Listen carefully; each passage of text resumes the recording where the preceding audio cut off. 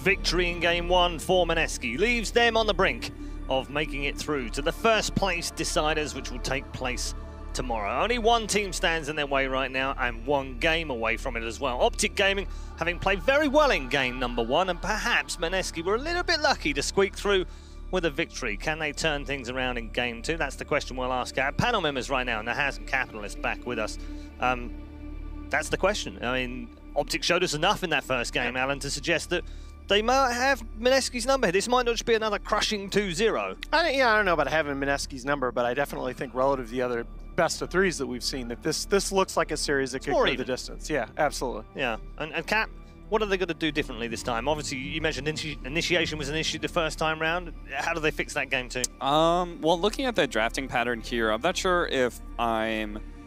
Like, the Kunkka was okay, and then we led into this Elder Titan, which is a very reactive hero, and we already had the Bane, who's also kind of a reactive hero. He's not going to be the one really setting forward for you. Kunkka X isn't your best form of initiation either, and then you had the Underlord last pick. That's a lot of passivity there, right? It's not a whole lot of do shit. So I want to see something that's a little bit more a Batrider in there, or well, a clock maybe, or I mean that Bane Kunkka, not quite back.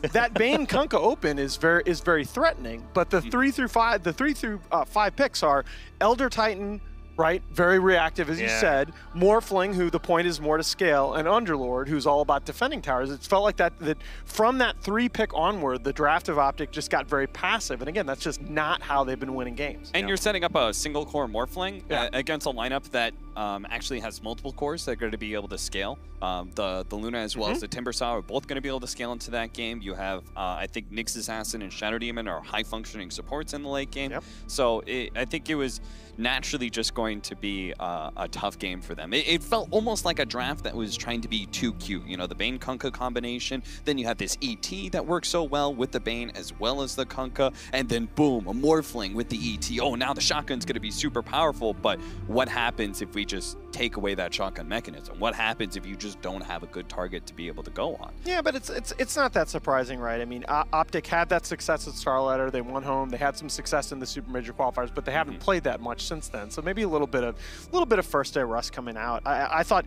one of the concerns on the side of Mineski is that when you're playing a Luna against a Morphling, obviously the Timber was also very farmed, but you really want to sustain some momentum in the mid game behind that BKB timing, and they were really unable. Mushi got the BKB at 24 minutes, and it was just like, okay, it's go time, and nothing really happens.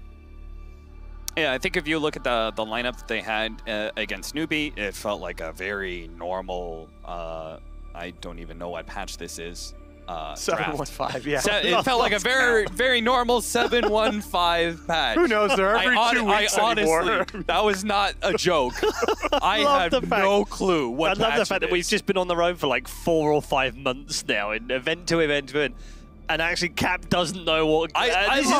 This is a man who studies the game, and he knows. He's prepared. I'd watch him prep for events, and he doesn't even know what. There's no hope for. The last number I remember was 711. That's that's open 24 hours. I was going to say, I think that's a shop or something. I mean, remember back when we all thought, oh, these patches are going to be every 2 weeks, but they're going to be really small. There's not going to be much to talk about. Yeah, 714 was the big one, wasn't it? That was DAC, right? 714 is mad. 712 was a big patch too, but I thought it was really well thought out, and most of the individual changes were really small. 714 was the right since before then DAC. Have been really strange to me. Yeah, changed all of the mechanics. I mean, after the first day of DAC. Indeed. Yeah. Yes. Changed it on. I honestly thought like the patch conversations for these tournaments were going to be like, okay, so we've established that X hero is kind of overpowered right now. Do we think that these small tweaks to him are going to be enough to make him not be auto? And instead, we're talking about bounty runes every 5 minutes. So all strength heroes have changed, guys. What do we think about that? Well, shit, I don't know. I don't know, Paul. I'm still every int hero is now dumber. I think the scaling of that is quite interesting. Except Bane. You know, flat cannon's been reduced by 3 seconds on the cooldown. Is that going to make nope? But actually, no, you're right. Yeah, let's just change every hero. It's going to be tricky. We'll get into the draft momentarily. I was just looking through some of OpTic's more popular picks, the win picks, right? Did you know, for instance, they've only ever played 10 games on Necro and won all 10? Well, how far back does that stat go?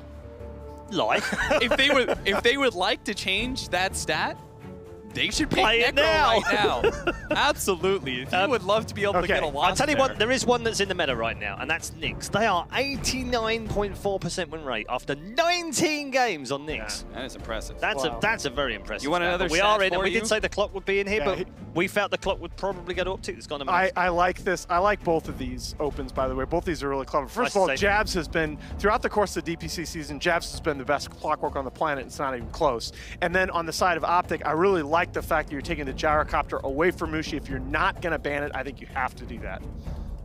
This man played pretty well in the first game of the day. Yeah, I think Pycat's played really, really well. This is some of the best Dota that he's played in several years. Definitely the most consistent of the players on his team, would you say?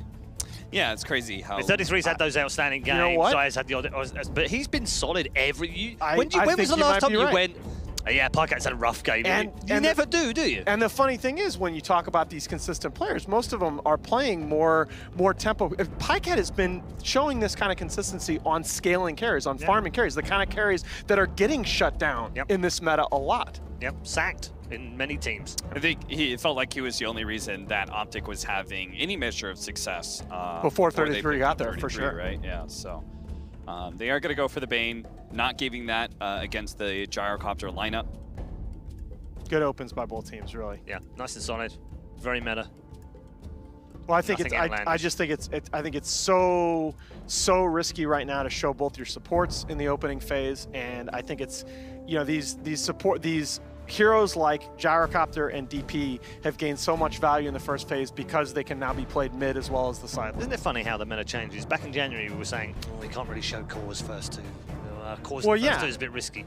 And everyone was, you know, if someone showed one core, it was like, whoa. If someone showed both, we were just like, what are they doing? Are they suicidal right now? Well, that's a terrible thing. And we saw when OG did it change? earlier. When did it change? It changed around the time that like DK and Tiny started becoming flex picks, Yes. right? And this is the same concept. Yeah, yeah. And interesting, OG picked 2 cores earlier.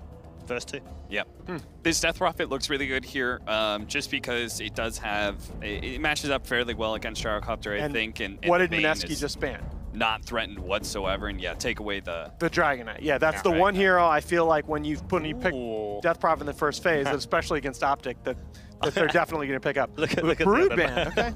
Yeah, when you have this Death Brood, Prophet... yeah. I mean, we saw that in Kiev. Yeah. like, Yeah, that- it's interesting because they can play it too.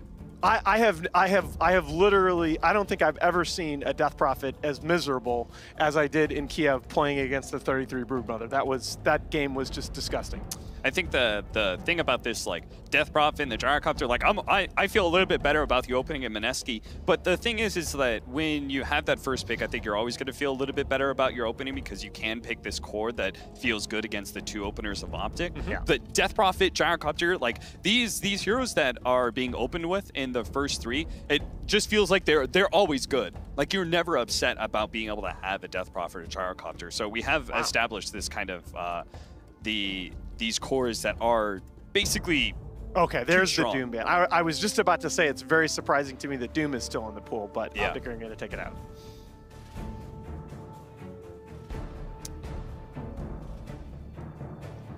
Fair enough. So you really, I want to see some kind of flex hero for 33 here.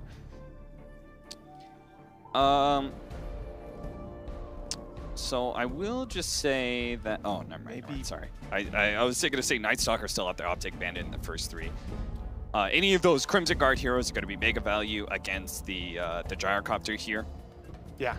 So we'll see if they, like, because Death Prophet, the difference between, like, the Underlord from last game is that he's stalling out the game for a Morphling to be able to come online. I really prefer these Underlord lineups that have these objective-taking cores that you're protecting by being on the front line, but you're actively closing out the game. You're utilizing this hero to be able to bully down objectives, and you're actually doing something in that game.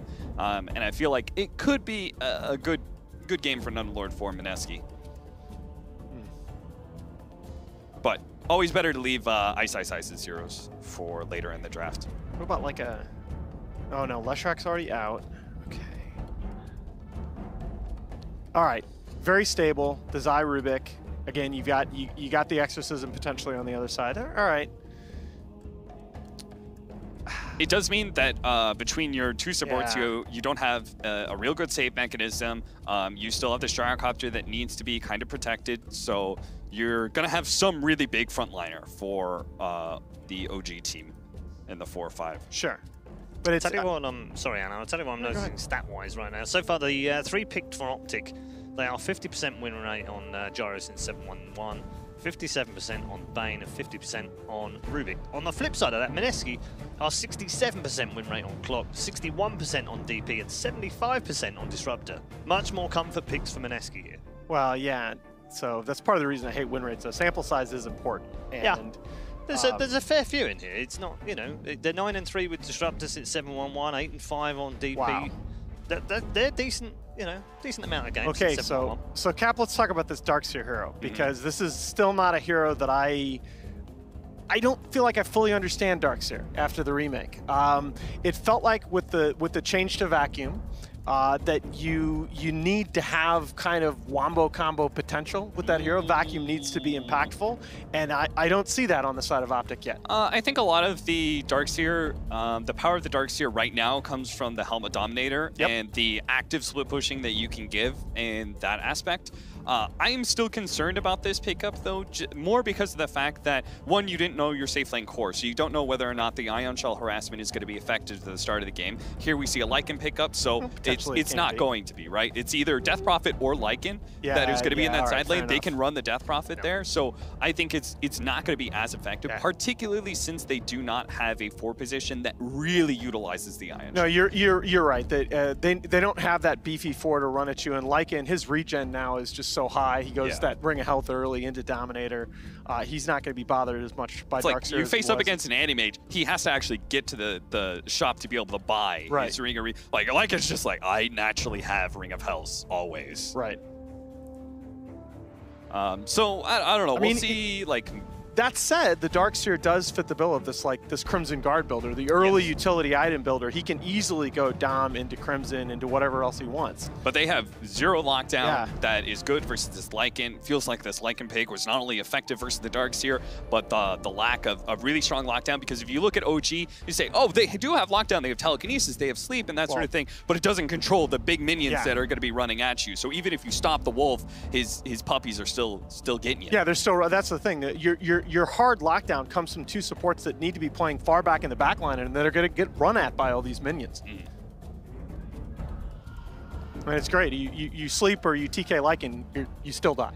You may hear some shouting in the background. LFY are currently playing Newbie. Both teams are very loud here in the back area of the arena. Is RTK back? What's happening? Yeah, quite. That's over on Stream B right now. I can tell you that one is pretty close with 28 minutes gone. Newbie lead that one 1-0, and LFY need to win to stay in the tournament. So you can go and see that on Stream B right now. Is this Daryl's hero, or is this a Daryl Clockwork? You'd imagine this is Daryl's. I like this. I like this as Ice hero here. Yeah. Very unusual if they're going to put him on the clock. Ooh. Maybe they are, though. Maybe they are. I actually think that, no, I think this is... I kind of like this as offlane Queen of Pain. Do you? The strong, pure burst damage against Gyro is always good. And they don't have the best heroes to threaten the Quap offlane. It's been a while since we saw the Quap offlane regularly. But the hero really does abuse certain safe lane cores, and Gyrocopter is one of them that just can't really... Feels like you can't do too much against him. But there's a lot of different lanes they can do with this. Is this CCNC Gyro Pycat Ember? I don't know about CCNC Ember. It's got some questions on both sides of the draft here. The last time Queen of Pain was used by Mineski was over 2 months ago. This is the first Ember Spirit pick from OpTic in 3 months. So both picking some very unusual last couple of picks for these two teams. I'm going to go my homies. Who picked up Queen of Pain? Mushi. Okay. Yeah, okay. So that's more standard. So no offlane Queen of Pain, but they haven't played it for 2 months either. I don't know if that sways either of your decisions, but let's get some predictions, because we haven't done many today. I'm pretty confident in Mineski here, honestly. Yeah, I feel like the Ember Spirit is going to have troubles. They're just going to get run over by this Mineski lineup, I think. Yeah, too many wolves to cope with, it seems, as far as OpTic Gaming is concerned. They put themselves up against it in Game 1, and they seem to have done the same thing again as we join our commentary team for Game number 2. Is it all uphill for OpTic here? It certainly looks kind of like that. I was very worried for them, looking at waiting for their 5th pick. They don't really have anything to stop their opponents from running at them. The Darkseer didn't look very good. Yeah, and to grab the Darkseer, like when you had heroes like Underlord still in the pool as well, like they have to believe in this. Are they believing in the double shell? Like, it's having the flame guards, having the iron shells, is jumping in close for a lot of early damage. Is this the combination they wanted? That's what I think seems obvious at this point. It was clear because the Darkseer looked like a bad pick, they're going to combo it with something else. They end up going with Ember Spirit, so Ember Spirit's going to get very active early. He's going to throw on Flame Guard, he's going to have an Iron Shell, he's going to dive like crazy against these enemy heroes. And against them, it's actually pretty useful. Against like a Disruptor, can't defend himself very well early. Clockwork has some issues because he can't guarantee a lockdown against Ember. Even like Death Prophet pre-Yules is also going to have to be worried about getting bursted. So I think this game is very heavily going to be on the supports of OpTic setting things up. Yeah. As well as CC setting in early and mid-tempo and getting a lot done. Yeah. If he's able to do this, if they're able to play around the map, then the control factors they also have against the Lycan are looking pretty good, but they need to be able to survive. Like, yeah. Like, it's still ice on that Lycan who's going to cause them problems. But you get your burst damage you get from Mushi, he's going to be running that in the safe lane as the Queen of Pain. And then Moon runs the mid Death Prophet. So, yeah, sustain, great for Mineski. OpTic, a lot of pressure on them to make things happen. And it's not like they're under pressure already, being 1 game behind in this series. It's going to be a bit of a tough one here for OpTic, most likely. But their lineup does kind of feel like it combines a little bit better. Everything kind of combos well. Mineski's going to be very good at catching heroes and pulling them back into getting kills, and they're pretty mobile themselves, which is a nice advantage. Yeah, I'm really I'm wondering to see if like this game is our first one today that actually gets to go towards 3. Even on the B stream so far, no game has actually gone the full distance. It's all been obviously we had the best of 1s before, but all the best of 3s have had a 2-0 result so far. So maybe this will be the first one to break the mold and give us a nice late night. Well, OpTic's going to have to be content with a single bounty rune here. They're going to be doing a Darkseer comboed with the Bane, which just sounds okay. Not the best, obviously, because it is a ranged hero, but it should be all right. And then the safe lane, the Hut Gyro plus Rubik versus the Lycan.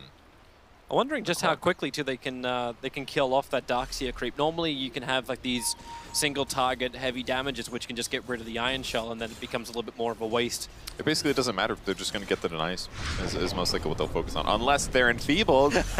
Countered. -28. Ninja Boogie, put your 52 to work. Right now you're doing more work than Mushi is. This is a really cool way, and all of a sudden this combo works really well. Yeah, and the double Iron Shell jumping in, so Mushi takes some burn damage, and they even fortify this early on. The Iron Shell just wore off, but it keeps Mushi occupied underneath the tier 1 tower at least. I mean, it's worth doing, right? Nobody's going to be hitting buildings anytime soon. So. Yeah. Not until Moon hits his ultimate do I think they'd actually start to pressure any of the buildings. But Mushi can't do anything up here. Like, he wants to get control of the lane, but he can't. It's very hard for him to get last hits. And he actually didn't even pick up a Null Talisman early. Opted for Fairy Fire double Iron, so he's got +4 damage. But that is not very much. He's forced to use Scream of Pain here to get some last hits. But as long as he gets a couple, this will be all right. But just hard to get last hits here. So you can't get last hits into the tower because the tower does like 4 times the amount of damage that you actually do. Yeah. And your Scream, like, you don't have enough mana to actually keep running this. It's 110 per Scream, and it's a level 1 Scream, so you're doing 75 damage, which is only like 25 above your base damage without Enfeeble. He's got 6 whole last hits right now, so he can't be too upset. But I think the important thing is that OpTic is getting more out of this lane than you normally expect with just a Darkseer. So I think they're going to be relatively happy here. Yeah. Bottom lane also has that nice combination with the Rubik as well as Gyrocopter, so a telekinesis grab into a rocket barrage, but so far Gyro only went for the flat cannon. He went flat cannon, Zai went for the Fade Bolt. So they're very much forcing up the lane against Ice, forcing some kind of movement, and well, Jabs is now coming down here. He has level 2 and levels up Battery Assault, ready to fight. Yep, so Rubik, but the nice part is that Rubik doesn't really care too much. He does right now because he doesn't have lift just yet. He's got the Fade Bolt for harass and minus damage from his opponent, but Clock just can't really kill him. If he gets caught, just throws him up. He's going to try and kill off CC if possible. I mean, that's basically all he can do. He can be in this lane, he can right-click his opponent, but he's not going to get a kill. So kill mid is a much better arrangement. So hard to do when CC will not go down the stairs, but hey, CC went down the stairs. Moon's already pretty low, but with Spirit Siphon, he's got a life to survive, and CC will be the first blood spilt by Mineski. Moon It feels like that thing was like, I can get this kill. No, I cannot. Yeah. I mean, there's times when you just want to put on the flame guard and walk in and get some harass going. Ice might be in some trouble, though. Yeah, with the homing missile and the early flat cannon damage into a rocket barrage, the Wolf tanks up a bit of it, but not enough of it. Highcat gets the rebuttal. I'm going to say that's going to be worth it. It's obviously very bad for OpTic that CC goes down, but snagging the Lycan kill, like that's a hero you can actually pressure as an off-lane hero to limit his acceleration. If he's playing from behind, I feel like he's not going to be nearly as useful, so hence the decent trade here. Okay, so top lane is 15-5 CS right now for 33, compared to the 10-0 of Mushi. So he's gotten about 4 last hits since we looked away. They're going again on bottom. Highcat, actually doesn't have the flat cannon charges, they're only harassing. That's all. I like the donk noise. They can harass all day, as far as I'm concerned. It works for him. As you said, like, Jabs can't really do much in this lane. Like, it was just really unfortunate for CCNC that the time he tried to get aggressive was basically the time when Jabs was able to rotate. OpTic Gaming, again, it just seems the games we get to cast, there's no observer wards that actually watch the rune rotation points. There's one observer ward for OpTic down currently, and it's behind the tier 1 tower on the top lane. There may have been one. There's a Dire Sentry here. Yeah, they may have been. And they're drawing on the map right now. They know he's been gone for all his eyes. Says, okay, yeah, he's ganking mid for sure. But it's an invis rune. This is going to be a little bit more surprising. CCNC, the second he walks down these stairs, it's the same story every time, but they can't control him enough. CCNC has the south. He'll get his life back now. Yeah, so loses the south, loses a little bit of mana, but not the worst thing in the world to experience here. Pulling in Ice once more, but they don't have enough control and don't want to fight underneath the tower. So Highcat already burned the flat cannon. Just doing their best to harass, basically, and deal with their opponent. I do like that he's getting multiple flags early, though. This is going to allow him to kill the wolves, if possible, and basically just limit what Ice can do to last hit, to harass his support. Just helps him lane control really well. And Rocket Barrage won't work anyways, because if he gets more rocket, then it's just going to spread across the wolves. So just deal with the wolves. Support's rotating up towards the top lane. PPD is in trouble. He's got a couple of stick charges up his sleeve. This will give him enough for a brain sap. So he's got the life to survive, but when Jabs comes in from behind, he can steal the life, but Jabs can just keep the control up. So PPD will die. Mushi with a scream ensures the last hit. But not on the creeps, because he has no damage. Okay, it's back up. They're going again onto Ice on bottom lane. The homing missiles coming in. Fadebolt it's only a level 1 rocket, so it's not enough dunk damage. Yeah, they would have had to dive the tower there. We'll see if Mineski becomes wise to the Observer ward here. Oh, I'm sorry, that's their Observer. They are very wise to that ward. It's going to be all fine. But CC backs on the lane briefly, and it's going to go do some jungles, just because it's a lot safer. I mean, even laning against the Death Prophet probably isn't fun because of the range hero. Now they walk away. They might spot Disruptor. Bane's level 3 as well. Yeah, thanks Bane for TPing underneath that Obs, and you can enfeeble up Mushi. Got a roam coming from back. Clockwork's moving in. That moment when PPD kind of wishes he had that extra point up in Nightmare, so there's something he can do here apart from level 1 Brain Sap. Yeah. So he leaves the level 2 Enfeeble onto Mushi, giving him a grand total of 4 damage every time he attacks. Jabs is just doing such a good job. Like, his lane it felt very useless. Like, he couldn't do anything, and now he's getting stuff done. And Ice can't survive long enough. So Jabs does get the TP down the bottom lane, but yeah, there's not a lot he can do, especially when Rubik has that double damage rune on him. Dude, OpTic has got to be so happy with how these lanes are going. I mean, they have a small gold advantage, less than 1k, but Gyro's off to a super good start. 38 last hits, 2 kills in this lane. He's going to transition to mid game against a Quap that has very little CS. Basically is sitting on a magic wand and 1,300 gold, so it basically treads more or less. And the only hero that's doing really well in Mineski is the supports and Death Prophet. But I feel like Death Prophet they can deal with a little bit, as long as they start hitting her right before she gets her Euls. It's what OpTic wanted, right? Like, we talked about OpTic having a lot of pressure on their shoulders to actually make the plays and having all their cores ready to fight. Like, they have the top 3 CSs at the moment. Like, Death Prophet's behind the Darkseer by 3. But it's that moment where OpTic's rotations are going to be really strong in the early game too. Jabs, he's been fantastic, but everyone else is building up slowly.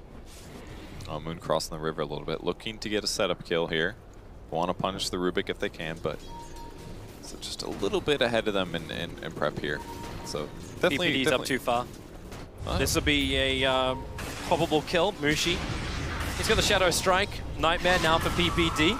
Actually just puts Ninja Boogie to sleep and keeps his run going. They'll change it off. This will allow for the level 2 glimpse. No! Thought he walked into the wall. 33 is rocked up on the top lane, and Mineski think twice about attacking PPD. just a little bit too late for him to remove Nightmare there. Could have gotten the glimpse off and guaranteed the kill. So Peter does survive this one. CCNC. It is not fun to be him this game. He just goes to his lane. He's like, all right, I'm finally going to get some last hits. Gets bullied out, has to jungle. Rinse, repeat, gets ganked. He's got 45 last hits, so he's doing okay, but not the easiest game. Yep.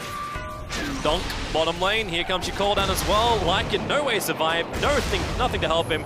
And CCNC's rotation, able to get the steering chains off on Jabs. They'll pick him up and throw him over with the telekinesis grab. And thanks to Pycat having the extra damage, Rocket Barrage finds the kill. 2 heroes down for Mineski. And OpTic, chaining some kills together. Yep. I mean, the story for them is that other than CCNC having a slightly tough lane, especially because of the rotations, they just got these matchups that they want. They got all the matches they wanted, so they're all doing well. I think Mushi would just like to have a little bit better time. 33, wrap around the back. Moon and Jabugi working together. The wall is there. PPD, Nightmare. Can't actually decide who he wants to do it on. 33 surges away. The Centaur Stomp going to be off target. And 33, that's a level 3 surge. He went no points up in back. But even with that extra duration, it is just not enough. And Moon, with the Exorcism, looking towards PPD. 6 stick charges available into the trees. But thanks to the Dire Observer Ward, there was nowhere to hide for that Bane. It's a decent rotation at least, and he's going to get some tower damage out of it as well, so pretty good exorcism for the start of the game. Good net worth. He's almost on par with the Gyrocopter now. This may reveal that there's an Observer Ward on the high ground here. Zai brought in only an Observer Ward of his own. Yeah, that's not going to work. On the bright side, CC's going to take a mid-wave by himself and back into the jungle as well. I saw a player do this once. So you just Flame Guard, you walk into the creep wave, and then you use a Remnant that you set up earlier to jump to a neutral camp. So you're actually farming 2 places per Flame Guard. And if you do this, it really adds up, puts you in a good place in the game. Speaking of that, he's going to go probably Aquila, yeah, or actually Treads. So it's Treads with a Wraith Band. It's early fight build, which is pretty much what he needed, right, to make Iron Shell good. Yeah. So we'll see him get into fights pretty soon here, I'm sure. Yeah, and you do have that level 4 Iron Shell, so the burn's going to be really nice. So bottling up the runes, even finding a regeneration rune. But Mineski are coming on the hunt. They go underneath an Observer Ward, but thanks to the smoke, Ninja Boogie and Mushi completely undetected. PPD, they want to fight again. Ice came out just far enough to initiate. Here comes your call down. Ice into wolf form, looks for the fight. Pycat's over in the trees, but PPD becomes a priority target. No Nightmare to work with, but the Enfeeble and the Searing Chains. Ice is being locked and controlled while Pycat deals with Mushi as well as Ninja Boogie in the tree lines. Ice was forced to retreat back out again, but CCNC finds Ninja Boogie. Sonic Wave, there it is from Mushi. At least he'll kill off Pycat. The jump away, blinking into the trees, dodges the extra attack that came in from CCNC with his spirits. Jabs his hook shot. Will at least be able to get a kill onto the support. But this is all they're able to claim. Meanwhile, up on top lane, Moon has just been charged down by the Darkseer. Support was there from Sai. He'll steal the Thunderstrike. 33. Thanks to that Thunderstrike from Ninja Boogie, will fall too. Decent rotation from CC, but really hoping to get that Quap kill. When you're fighting in jungle like that or in trees, hard to secure it. So he does good damage and trades across the map, generally even, but better from Mineski. No death on Lycan, he gets his ultimate used, gets a little bit of assist gold, and they'll continue to stabilize. But with that said, looking late game, that was a safe lane Queen of Pain, and that was an offlane Lycan who had a terrible game. So this is looking so good for OpTic. Jabs is hunting Zion. They'll glimpse him back into the storm. They're not taking any chances with this Rubik. Yeah, they need every single kill that they can get because they need to accelerate this into something that'll become late game. But against a Gyro, that's 4-1-1. He's got his drums finished. He's going for BKB next. He's probably going to go BKB straight into Ags afterwards and become a super regular carry. And they have to deal with the Ember Spirit that's doing the same thing. Well, Lycan's happy to try and just stand down here. Dominated creep. He's got the regeneration through the roof when he's also got a Sata setting behind him. That's, what's that, 23.3. Yeah, that's okay. That's pretty good. Pretty good regen. Yeah, just Lycan things. Still no boots, but he's got that on the shopping list next. And I still don't even think we're going to be saying Lycan things this game because he's so far behind where a normal Lycan wouldn't be. Top lane, they jump again. 33, back and back in, so Zion's in range to get the hold. He goes for a blink of his own. Homing missile connects onto Mushi. Gives them all the vision they require, so Pycat finds the kill on Mushi, and they'll take the tier 1 tower as well, ensuring the last hit. I mean, Mushi really pushed his limits there. Finally gets picked off. Moon, Spirit Siphon. He's got a level 3 Crypt Swarm, but that will not be enough. He doesn't want to dive onto the tower with CCNC watching closely. They have the Observer Ward they put near the Ancient, so they understand the rotations from OpTic. mean, Tower for your ultimate there, certainly worth it, and Arcane Rune as well, so they'll be able to take their next rotation at a decent time, but same principles applies. Queen of Pain ends up getting killed and pressured, her streak ends. She's not that close to an Orchid just yet, and even while she's building it up, there's just all this other pressure on the map that's happening. 33, glimpse back in. Once again, Ninja Boogie using the Storm. Zai actually stealing the Storm, layering it now on top of Mineski. If they have more control, the Darkseer Wall and the Cogs able to do this. But the Flat Cannon from Pycat, they just can't stand close enough. Moon's even having the Ancients work against him. 3 down for Mineski. CC and C, Zai and Pycat splitting all the kills. ISIS not being there, just trying to force the bottom lane. I mean, he basically, he could teleport, but he'd be super limited on mana. He'd have to resummon his wolves. He only had 1 mango there. So, but Mineski on the backside just feels like they have to take these fights. There's heroes on their side of the map, go for these glimpse kills, and they succeeded at it, but that's just an off-lane hero, and he still had an Iron Shell neutral creep that can work out, and everybody else on OpTic was also in that. And look at the warding right now on OpTic. They're just completely dominating the off-lane area of the map. These are all really fresh wards. Everywhere in this jungle is where they want to fight right now, even though there's a shrine, even though their opponents have relatively decent early game heroes, because they know with these wards, they can take good fights, they can get some kill advantage, and they have super mobile heroes between like Darkseer and Ember Spirit. PPD, I know you're mobile, but you're underneath the tier 1 tower. CCNC jumps up for the haste rune. And, well, okay, Jabs decides to try and go for the control himself. Doesn't pay off. They might catch Death Prophet here. They're just going to walk into her. They see her. Glimpse in towards mid. PPD's going to be pulled back, but you're right. Moon being attacked on top. Here comes your call down. Support from the Clockwork takes way too late to get there. So Moon and PPD being the trade-off. OpTic will be happy with this. An absolutely justified ward there. Killing the enemy core. PPD dies 0-5 and 2, but he's doing his job. He's been in his lane, making sure that Quap doesn't get ahead. Now he's forcing enemy rotations, and they're trading it for cores on their side of the map. And so basically, Mineski just doesn't have a jungle they can farm in because of all these wards. They don't. And they put a lot of sentries actually down to D ward, and they missed every single observer ward. That's 300 gold they spent trying to catch these. And just because they're such obscure positions, they might grab the one by the medium camp eventually. But man, great position for OpTic to be. All they have is the tri-jungle near Ancients and the off lane that Lycan is spending time on. Thanks to that Observer and Sentry that Ninja Boogie does at least have down. He sees CCNC trying to go after him, but he doesn't, however, see Zai, because they have the Observer ward behind the tower. So Zai with the Stolen Storm goes after Ninja Boogie and gets the kill. Jabs, hook shots in a long way. Support is there from the Death Prophet. So Zai will die for this. A 1-for-1 trade-off, a little bit more chip damage into the tier 2 tower. Maybe not so even a trade there for OpTic. Yeah, a really cool kill that he was able to get that solo, but when you're that deep behind an enemy tower, there's a good chance you end up dying afterwards, which he does. But that's okay for OpTic, I think. In the meantime, Gyro's going to pressure the Lycan a little bit. They're still pushing in the mid lane. Through 3, still getting a really good farm. His Hood's just about finished, so they are going to transition and become tankier and tankier against the damage that's going to fall off on Mineski's side. Pycat was actually looking for the dominated creep. He wanted to kill off the Satyr. Committed homing missile, tried to rocket barrage it, but yeah, ISIS ain't letting that go. He's almost got his Orchid though. Kind of curiously, he went for the damage perk at 10 as well. Run away. Homing missile will chase ISIS. He can get all the way back to the tower. I mean, thanks to the Satyr Tormentor being nightmared up. Bane, like, yeah, they know exactly where he is. They just kill off the Satyr. This is just so good for OpTic. Like that's a very long cooldown ultimate, 130 seconds on level and shapeshift. Wasted just for him to live because the only place he can farm is the off lane. He's forced to use that, he retreats back, OpTic pushes out all the other lanes, and obviously Ember didn't go boots of travel, but he's still pretty mobile, so he can move around and split push. So they're just farming the map better. And OpTic see what they're doing. In fact, they 3-man smoke up underneath the Observer ward. They know the Queen of Pain is low.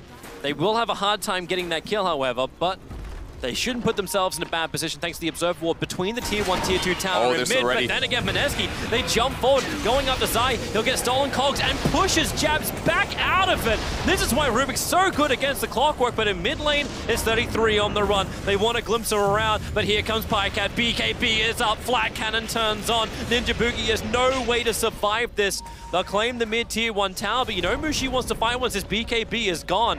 Moon, maybe not so encouraged to do such a thing, but Searing Chains, Lycan, picked up again, thrown around. Zai, really low, being protected. These infused raindrops give him the life to survive. Maybe not so much as the Wolves will chase him down. Necro units behind him as well. And, well, Zai needs more life. No, doesn't have it. Mushi blinks forward for once in his life, not being enfeebled, has the damage to get the kill. So they're great initiation from Mineski, but with Zai's quick thinking, with stealing power cogs, he's able to buy some time and just ultimately, that was the big power spike that Pycat's been working towards. And boy, was it good. Just deals tons of damage, takes the Death Prophet out of the fight temporarily, and guarantees the kill on the Disruptor. And now there's going to be a little bit of a low period where he's able to just sit back and farm and actually finish his Ags. Yeah.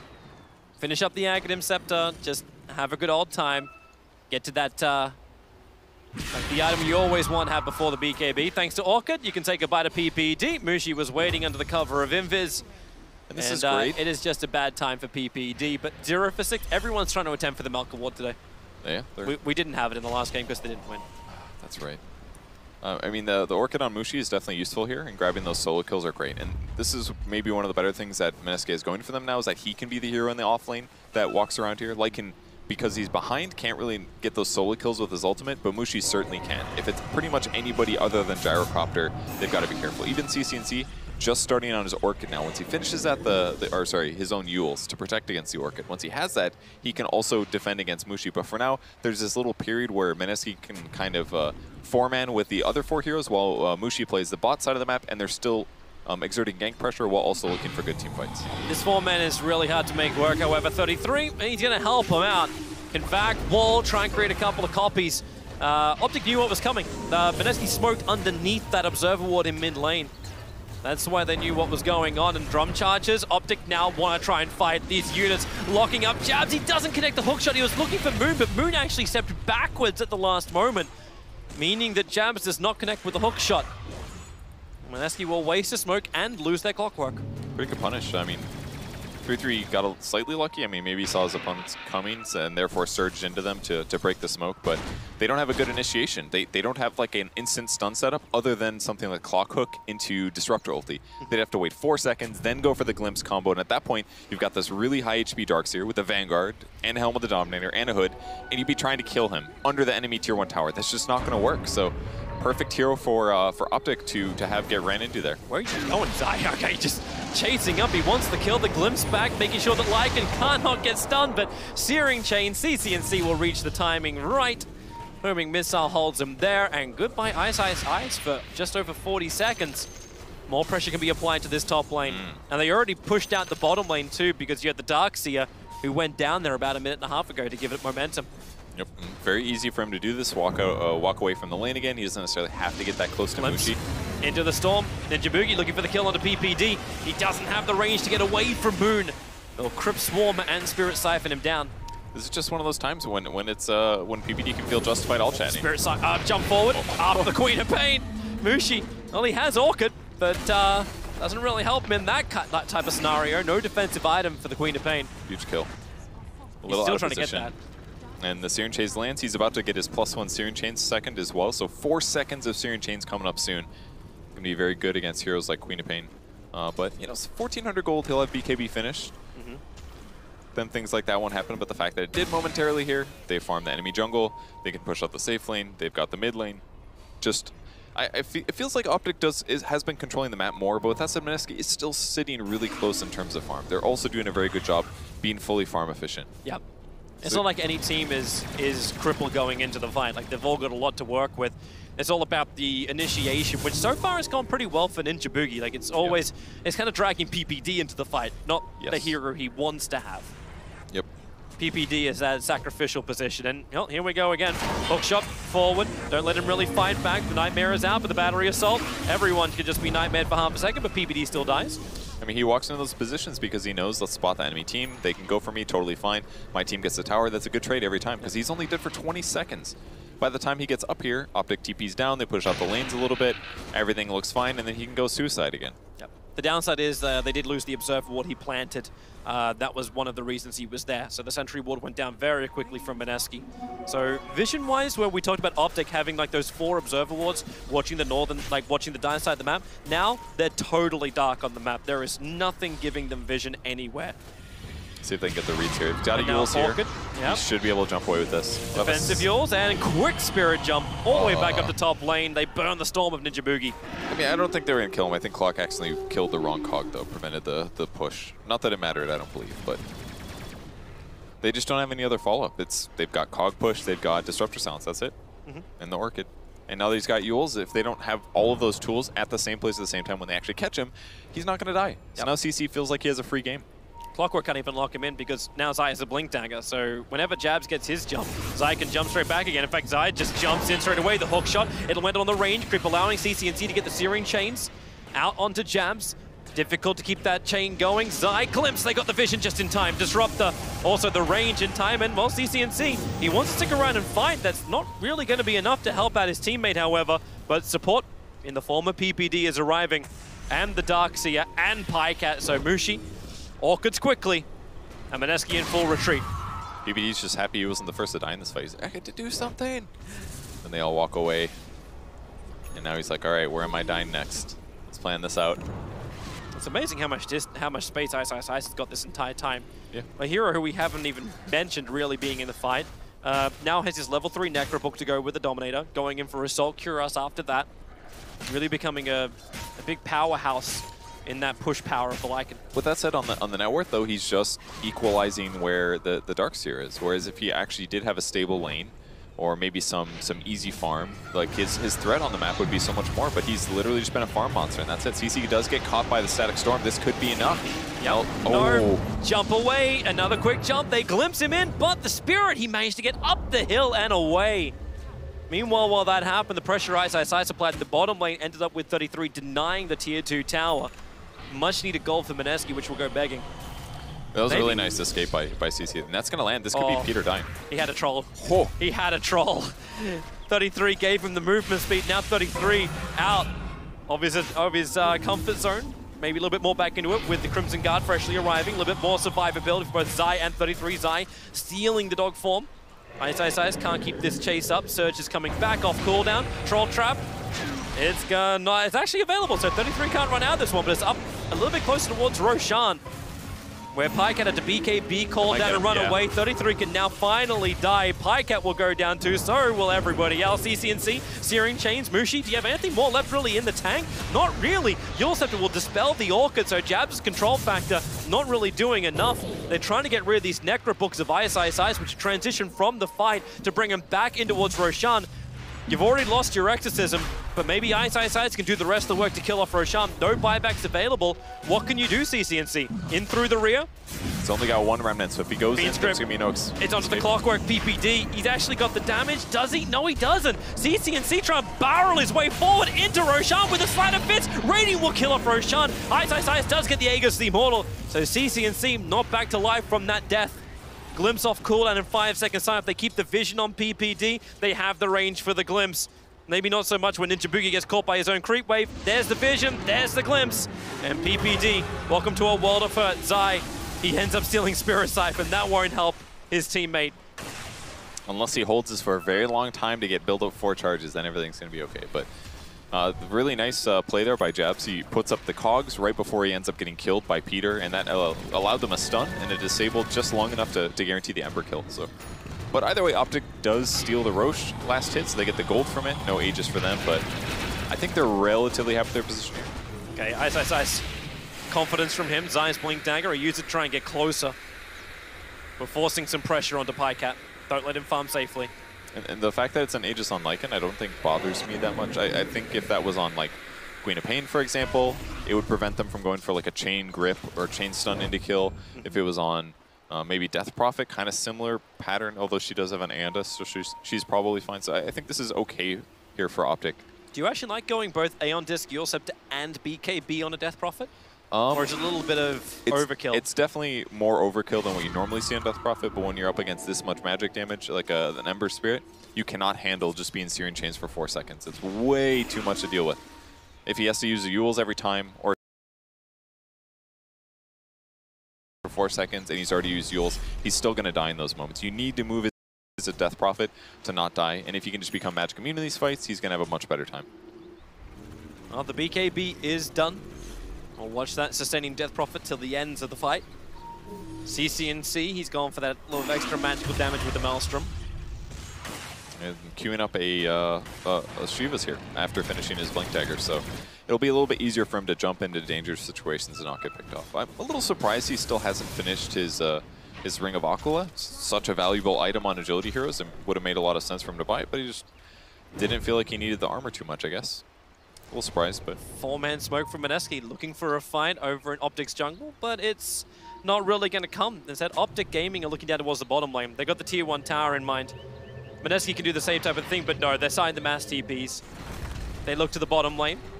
Mushi taking position over on the right side. He's got BKB and Orchid ready to go. Where's that attack? Does he try and control up the Darkseer? Surging away. Silence is Albus a little bit further up with Bane is just caught out. PPD was just trying to get the extra vision for them to work with. So as PPD dies, the Darkseer wall is down. Cooldown tries to create a little bit of extra space. They back him back into it. Hits nice and hard onto Ninja Boogie, taking so much damage just from the Darkseer illusions. But the illusions are the only thing really fighting for Darkseer now, as he's already lost his own life. Fiend Script holding jabs. He's so separated from the rest of his team. Moon tried to come over, but right now, the Aeon Disc will pop, the Exorcism. It doesn't have a lot of duration left. And CCNC knows it, jumps forward. Spirit jumps out as well. Moon has that BKB. Can't believe that was still available this entire time, even as Yulestept does so much defense on this Death Prophet. But she needs more teammates to make this work. Homing missiles going after Ice, Ice, Ice. Nightmare, that's that Observer Ward, the PPD. He lost his life for that Observer Ward. Buys the distance for CCNC to jump forward. Blink, Searing Chain onto Ice, Ice, Ice, and Moon. They can't run away, and the flat cannon positioning is perfect from Pycat. Able to reach out so far. It didn't kill off Mushi, but he's hiding in the trees to blink back into his own base to survive. An entire fight where he couldn't find a great Sonic Wave to make it work. I think he still wants more. They glimpse him back in. The Storm is down. Can they kill PPD another time? They will with the Sonic Wave. Hey, why not? But that's really all Mineski will get from this fight. He doesn't care in the slightest. He's dead for 50 seconds, and that was a dieback. I checked his buyback right after he bought back. It was like 290 gold. He puts a ward down, he gets killed. He's like, I don't care. 290 gold, I'll spend it. That's nothing. He comes back to the fight. He gets a grip off on Jabs. Jabs dies, and they continue chasing. Completely worth it. And they spent spells on killing him in the first place. And in the meantime, Death Prophet pops her ultimate, and she starts running in. It just bought so much time for their team. That's how to have two valuable sacrifices in one team fight. He's had 12 valuable sacrifices so far this game, but I mean, what he's doing is super beneficial. He's timing his poor movements, we could call it, with tactical objectives. He's forcing his opponents, or at least saying, kill me right now. Yep. Go ahead. But he's timing that with when his allies are doing other good things and buying them time and buying them space. And now they're finally scratching ahead a little bit, 4K gold advantage, but the big threat is the Gyrocopter. He's got Ags finished, he's got BKB, he's got a Mask of Death, he's queuing, he's basically finished with Butterfly, he's about less than 1,000 gold away from that, and once he picks up a Satanic afterwards, their only solution is basically Spirit Vessel, or Hexes or something like that. It was like that, like the plus Searing Chains, right? Like CCNC got the perfect Blink Searing Chains. It was like having the ultimate Hoof Stomp or Black Hole almost, allowing Pycat to do the work on that bottom team fight. It was, yeah, a beautiful display of Dota for OpTic. Puts them now 4K in front. The graph actually swings kind of vertical pretty heavily after that, as they took everything from Mineski and gave very little back. And they're just not going to get that much stronger. Like the disables of having like a Hex on Queen of Pain will be really nice. Yes, something like a Bloodthorn could work out, but they don't have that many hard lockdowns. What are you up to, Zai? Stealing Thunderstrike. He's only got one maneuverable item at the moment. He doesn't have the 4-staff available. He's creating space for CCNC. Nope. Attempted to blink and then Searing Chain, but I don't think that blink actually carried him anywhere. I think he tried to do Sleight of Fist, and he just accidentally pressed Searing Chains a little bit too early. Once in a while, players make this mistake. He was too far away anyway, so it's not like he lost anything. Just a little bit of mana. Nice Nightmare from PPD, stopping a hook shot onto Zai. Could have been a potential counter attack. Meanwhile, on bottom lane, Mushi forcing in the lane with a double catapult wave. This is going to have to force some level of reaction from OpTic, and it comes in the form of CCNC. Which is virtually no resources committed, because he throws down a Remnant most likely. He's going to TP back, take the creep wave, pushing out just a slight amount, and then jump back to his team if needed. Got decent map control right now. Zai's finishing up his 4-staff after his Blink Dagger, so he's pretty much as farmed as he's ever going to need.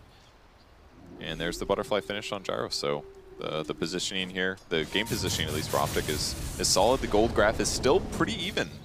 Yeah. But I just don't feel the same out of a hero like Death Prophet when you're forced to buy so many defensive items these games. It translates to her staying alive, but it doesn't translate to the same as a Gyro having 4 items and just like wrecking face with right clicks. Yeah, it's the kill potential, right? Like that's what you're looking for. Like normally the sustain can come out of your off laner, like the Underlords that we've seen, but by having all the Crimson Guards, all these control factors, but like you don't have that through Ice Ice Ice. He's more of a combat style build with the BKB. Hook shot over. They're trying to create more space. Queen of Pain already falls. Pycat, he's just so strong. Jabs tried to help out, but all ends up doing is feeding 2 kills as opposed to 1. Yeah, that was a great grab. They had this observer ward placed from earlier. They instantly blink lift, and then they had to get a follow-up stun before the blink, the lift ends, and they Fiend's Grip for it. So guaranteed kill in the enemy core. They had a BKB, and they get the clock. That means this tier 2 falls, and now they're going to be able to force a buyback maybe if they go high ground. They don't wondering if they do. They've got every ultimate up and available apart from Fiend's Grip. They don't have the best tower hitting power, but between like Gyro, Ags, Butterfly, that's going to be more than good enough. Like he's got, what's that, 256 damage. And with a jump in from Zai, he may just have the damage himself with a Crypt Swarm, so Crypt Swarm and Fade Bolt. That's a lot of magical flash damage. And Pycat, the damage output is ridiculous with his Flat Cannon. He was hitting so deep into the lines. The buyback comes out from Ninja Boogie, but Moon, he's licking his wounds as CCNC. Searing Chains keep Ninja Boogie out so they can finish the job. Take the melee racks and the jump in. Ice Ice Ice protected by his BKB, but not for much longer, so he'll back up towards his racks, towards his base. But OpTic already got what they wanted. They lost PPD. First step, take rack, second step. Nothing else matters. They got Peter. They're even sticking around here. They're like, we could maybe clean up this range barracks. They know that Lycan ulti is down. There's no exorcism that's been used at least, so they may worry about top lane something, though. But yeah, they're coming back to force that out. It's just safer. They don't need to kill the range barracks. It doesn't really accomplish that much. Roshan also could have respawned by now. He will spawn up in 1 minute and 12 seconds. So this will probably be the next objective to keep our eyes on. Because in Aegis, the Immortal push up onto that hill, yeah, OpTic are looking for a fight. Yep. So they have Pycat's looking for it anyway. He's got a Reaver now. And the game is so much, in a lot of ways, on the back of Mushi's mechanics at this point. Because if he does get chain stunned, it's over. Like, yeah, they die in the fight, and he's forced to buy back, and now they lose the racks, and now he's even farther behind. Whereas before, he was like kind of moving towards a Hex at a reasonable speed, which would have given them the capability to actually get kills. But because of the heroes they have, they don't have enough lockdown to deal with the Ember Spirit.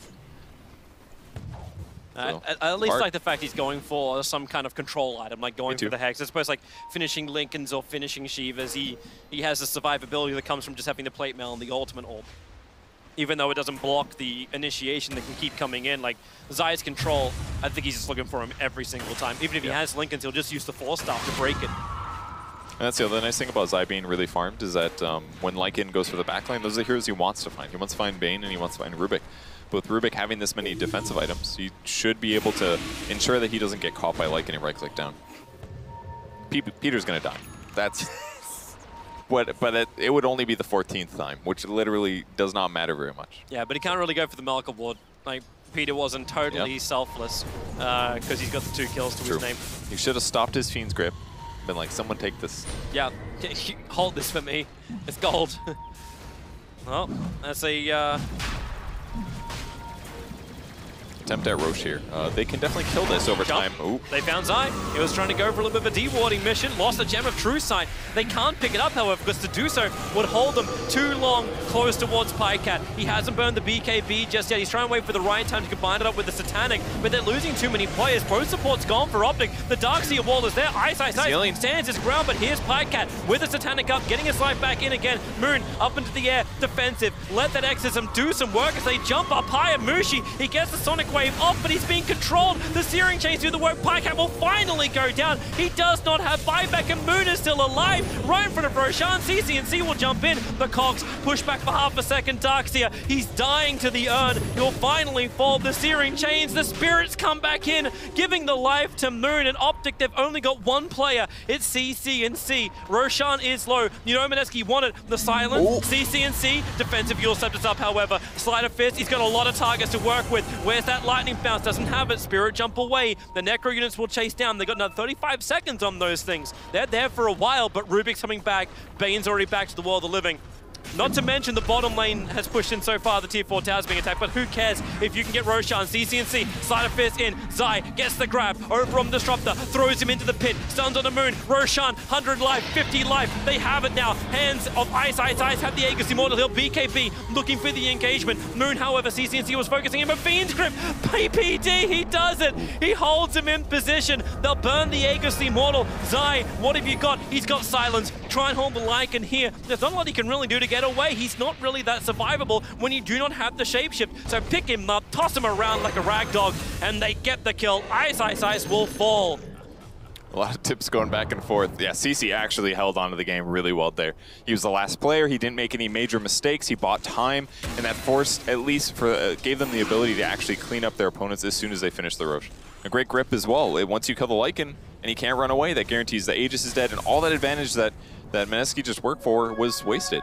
And who else is going to be their controller at that point? Who can even interrupt the Fiend's Grip? They didn't have anything available at the time. And yeah, as you mentioned, it's a space creation from CCNC. Bought the time for Rubik to respawn. Come in, be part of that fight. Bane, well, we knew he'd be back pretty soon because that's what PPD does.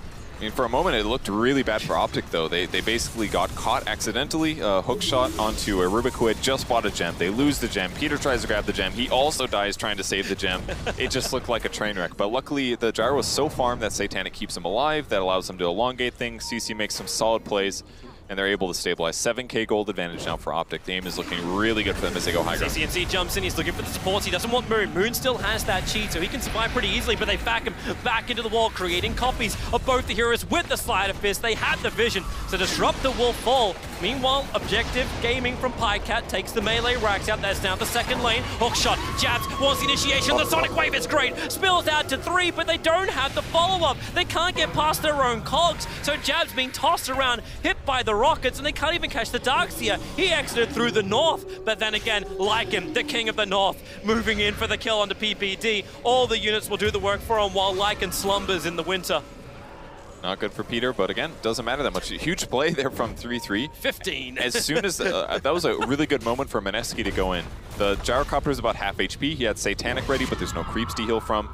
But what they did is they would go for the Hex. They try to follow up and guarantee a kill on him, but the Jab's hook landed on somebody else. And then crucially, 3-3 drops a Surge to land on the Gyro. And if you're a little piggy, if you're Surge, it doesn't matter. You're out of there. He gets out. He doesn't get hit by the Sonic Wave. He stays alive. And then Mineski just can't chase. And now because they popped ultimates, now OpTic can basically just heal across the map and do the same thing top. Mineski will need to find some level of answer to this. They are, of course, still one game up, so it's not all is lost for this. Not to mention, this is also the winner's game. The winner of this will play in the first place decider matchup tomorrow, where the loser will go into Elimination World. And here they go, prepping for high ground. Peter's going to get some wards down in the meantime, or sell his Ghost Scepter. He doesn't want that. He's going to need it for buyback, I suppose. Oh. Gyrocopter sent up and towards the air. Remember, he's still got BKB, Satanic, and the storm from Ninja Boogie. It doesn't hit. They look for the glimpse, but CCNC's got the BKB to stop that from happening. The jump in from Zai. He's cogging jabs who can't hookshot himself away. The flat cannon, Pycast positioning. It's just so good. He hits almost all of Mineski with this. There's your hookshot from Zai jumping in. With the telekinesis grab, they're just holding in Moon's position. So CCNC can do a little bit more damage. The BKB and follow-up Hex. CCNC too deep. He doesn't have the Aegis Immortal. Mushi will finally end him with that scream, but they keep the pressure up now. OpTic Gaming, they do not have their Ember. Moon, the Spirit Siphon. Damn, he can live for so long. Remember, he's still got that cheese. He's still got the Yule Scepter. He'll munch on the cheese. 33's BKB wears off. The throne is exposed, but OpTic Gaming, their tank is running pretty low. Have they got much more to continue to fight? Pycat, he does actually have the Satanic off cooldown. Flat Cannon as well once this silence ends, but they hex him up. They control him up, and the Sonic Wave from Mushi hits on 3. PPD can keep the grip up on the Clockwork, but it only lasts so long. The Cogs push him back. Ice will find the kill with the minions. Buyback's coming thick and fast from Mineski. They need more boots on the ground to keep the fight going as the rest of OpTic, they're on the run. The Clockwork saw him. Mineski, they got trouble at home. They have to clean up the carpet. And they're going to hold, but man, it's really difficult for them to clean up and deal with OpTic. They're playing it well, though. They picked off CCNC with a very clutch Hex. Tried to follow up on Pycat as well, but dealing with the Satanic is just such a big problem. They dispelled it with the U's well, but Pycat just can't be killed is what it feels like. They're coming back. they're looking for another engagement. You do have the BKBs off cooldown for both of Mineski. Aeon Disc in 2, 1.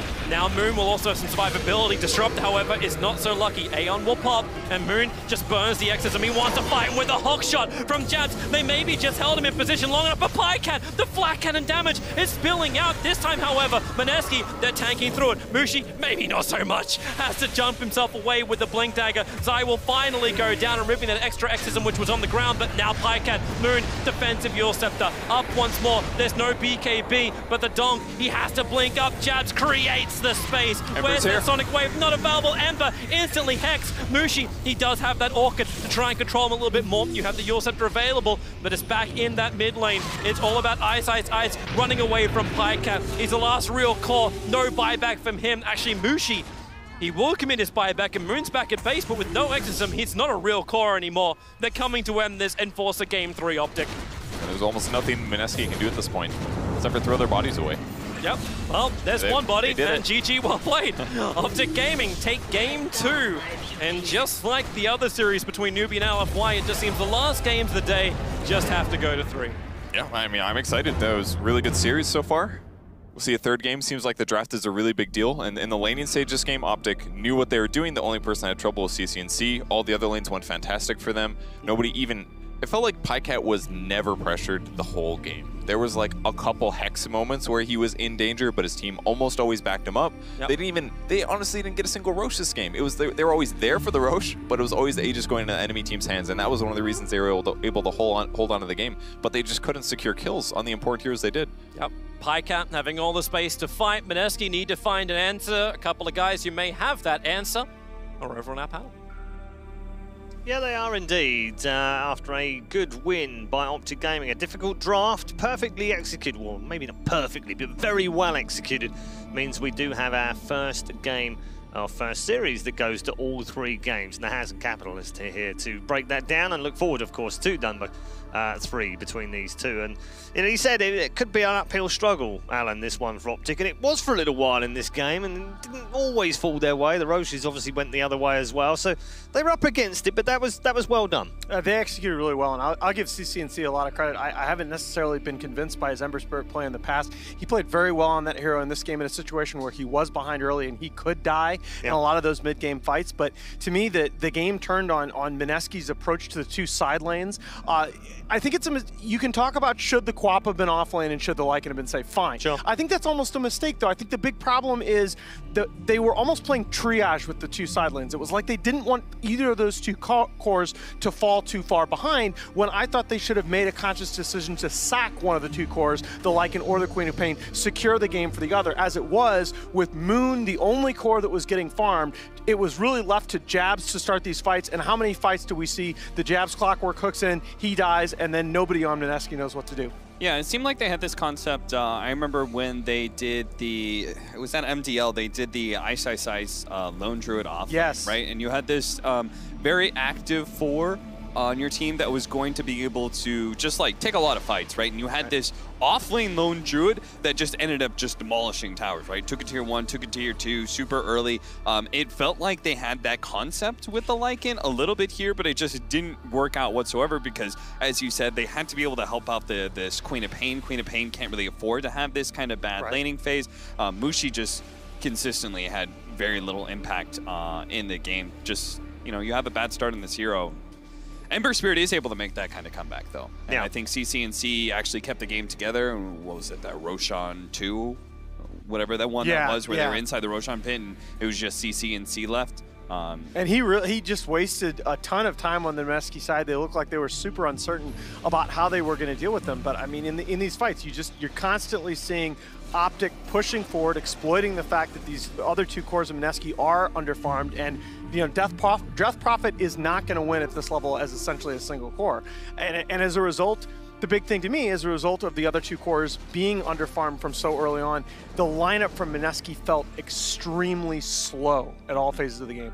It seemed like to me that this the concept of the side lane Queen of Pain, we saw it from Vici Gaming versus OG earlier, and And I think some of it is that it is kind of a dead lane hero. It's a hard hero to be able to pressure. I think there's some concepts that are good there. Paparazzi's build actually felt like it should have fit this game. Yes. The Orchid was obviously necessary to go for the Ember Spirit, but at the same time, you really would have loved to be able to have that Aghanim Scepter just to be able to both keep your farm going, give you that a little bit of extra stats, but also I think the lane shove is really important part of this, right? Is that you have these pushing heroes with the Lycan, with the Death Prophet, but OpTic always staying in your face, having a great lane shove hero in the Darkseer, for example, always keeping these lanes in. It felt like these heroes were constantly popping their transformation, their exorcism on their side of the map. Yeah. And that's just naturally, it's just going to feel like a hard game to win. I just feel like you've got to commit as Mineski. If Mushi's game is not going great,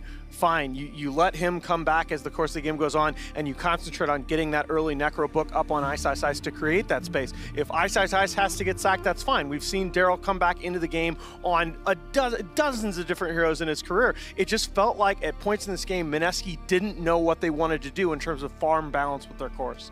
Peter had a 2-16 and 11 score on his Bane, and that was stats can't really really a great exemplify. Bane game. He plays that Bane really, really well. He really understands the positioning in his game. He had so many very important Fiend scripts. I tell you what I really underestimated was how well that Bane was going to interact with the Darkseer in that aggro duel lane. That Bane, Darkseer could run in, right, with the Ion Shell on himself, and Bane is tanky enough that he can stand his ground and doesn't have to worry about both of the players just turning on him. Yeah. Yeah, plenty of good plays in that one. We're going to head to pay some bills now, but when we come back, we will have game number 3 between what seems to be two very tightly close-knit teams, and they've proved that in the first 2 games. It's 1-1 right now between Mineski and OpTic. Game 3 is next.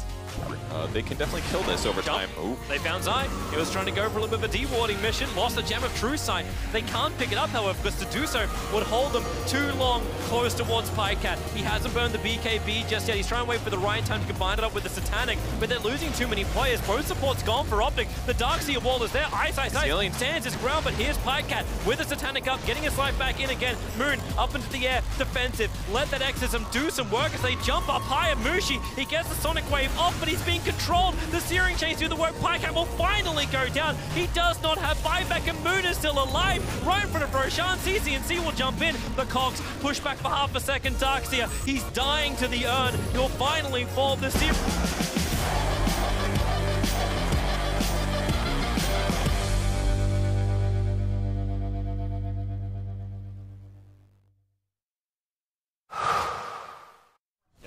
I want to get in there. Wow, I'm not dead. Are you dead? Yeah, I'm dead.